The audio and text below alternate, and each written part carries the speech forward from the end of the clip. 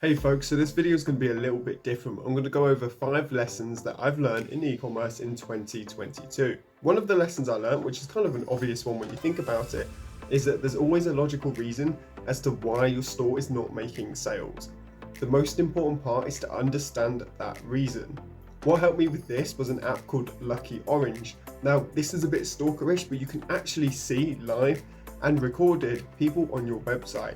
You can see their mouse clicks, you can see what they're typing, and you can see what pages they are viewing and what route they are going down on your website. This will help you realize where the customer is finding that roadblock. Why are they stopping? Why are they not completing the purchase? It might be because the loading time's too slow. It might be they get distracted with an ad if you have ads on your website. It might be that they get distracted by another product and then just click off your website because something else has come up. Once you've identified the problem, you can then act on it. This is really helpful because you can then react, you can respond, you can change the way your page is laid out if it's something to do with that. You can do things to improve that click-through rate on your website, to improve that conversion rate, and to improve the overall experience and to increase sales. It's a lot easier to fix the problem once you've identified the problem.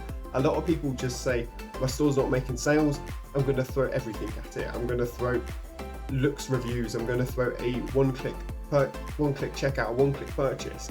And that is all well and good, but if that's not the issue in the first place, then that's not going to solve any problems. The second thing I learned is that research doesn't have to be so difficult. With apps and websites like Answerthepublic, research can actually be relatively simple and straightforward. With Answerthepublic, you can type in a keyword or a key phrase. You will then be able to pick your country and you will get the search results for that country that surround that keyword or key phrase. For example, in my last video, we looked up the word coffee and we basically got all the search terms, all the popular search terms surrounding coffee that started or included the phrases how, what, why, when and who, which are most of the questions, and also can, which, how and where. Now this allows you to see what questions people are asking about coffee. This is a really good idea for creating content and for creating blogs. Now, speaking of blogs, the other lesson I learned this year was which blogs perform better, which blogs perform well, and the type of blogs that you can use on your website to drive traffic. Because blogs are really good with increasing your search engine optimization, also known as SEO. You have how-to blogs. So tutorial blogs that give readers a step-by-step explanation of how to complete a task. You also have explainer blogs. So these posts give readers a comprehensive overview of a particular topic, similar to a how-to post. Popular example of explainer posts are things like ultimate guides. You can also get these in video format as well. Listicles are also another type of blog format that do really well.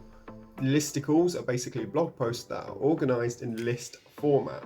You might have seen BuzzFeed articles pop up on your timeline, and they are a big fan and a big user of listicles. An example of a listicle might be top 10 alternatives to Shopify or top 5 ways to make money online, for example. The other lesson is to not underestimate digital products. Digital products could be things like digital downloads, they could be digital prints, and so forth. These items are low cost and you only have to make them once, or you only have to buy them once. Once you've bought them, they're then yours to sell for as many times as humanly possible. Another really good advantage to digital items is there's no refund or return policy. There's no shipping issues or shipping concerns. Now, digital products are something that I incorporated into my Shopify stores during the pandemic, and I wish I did it sooner because I got hindered with loads and loads of shipping problems. Some of these still exist, especially in the UK with the Royal Mail strikes that are happening right now. Things like digital products, they circumvent issues like this. They circumvent shipping delays. They circumvent global issues which affect shipping and deliveries. So it's definitely something to not underestimate. Because you're only making the product once, they also have a large profit margin. If it costs you $100 to make the product, and then you're selling that product even for just $10, then you can sell that product for as many times as you want. You are not limited. That cost, that initial cost, will not increase unless you're paying for listing fees and things like that. A good plan for digital items is to pair these up and sell them on your Shopify store, which sells physical items. So if you've got a pet niche store, for example, you can then upsell them a digital print. And it's not going to cost you any more to upsell that item, because like I said, you've just made that item once. The cost of it is not going to increase, the cost of it is not going to change with demand, and they can then have that as part of their upsell bundle. Digital items are really popular on websites such as Etsy or marketplaces like Etsy, because Etsy has that homemade personal feel to it, as does digital products, because you can sell customized planners, you can sell photograph presets that people use for Instagram and social media, and you can even sell Canva templates as well. The next lesson isn't really relating around a tool or a specific skill, it's just a mindset lesson. So just to know that not every side hustle is going to be a perfect fit, not every side hustle is going to be your cup of tea, and that is absolutely okay. You might be interested in dropshipping and then you hear about it, or you watch a video, or you give it a go and decide it's not for you, and that's absolutely fine. There's nothing wrong in giving something a go and saying, actually, this is not for me. Other YouTubers and dropshippers will tell you this is the best way to make money online. This is what works. Do it through TikTok ads, do it through Facebook ads, do it through Amazon FBA. This will work, this will make you money. Great, but the mindset perspective is that this is the greatest way for them. This is what worked for them. This is what worked for me. This is how I do things. It's not necessarily what works best for you, and you need to find that out for yourself. No one's going to tell you that. No one's going to teach you that. You need to find it out for yourself.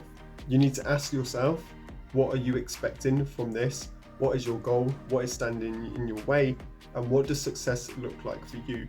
Only until you've answered those questions will you be in a position to start your e-commerce or your business or your side hustle journey. We live in a digital age where there are hundreds and hundreds of ways to make money online. 50 of them you can see in this video, and not all of them are going to be for you, and that's absolutely fine. You might find yourself just wanting extra income on the side, passive income, or you might want to start a full-blown business, and that's absolutely fine. There'll be a method in one of those 50 ways that will appear to you. If you try something and it fails, do not give up. Failure is not the opposite of success. It is simply a part of it. It is part of the process, and you have to trust the process. Thanks so much for watching, and I'll see you soon.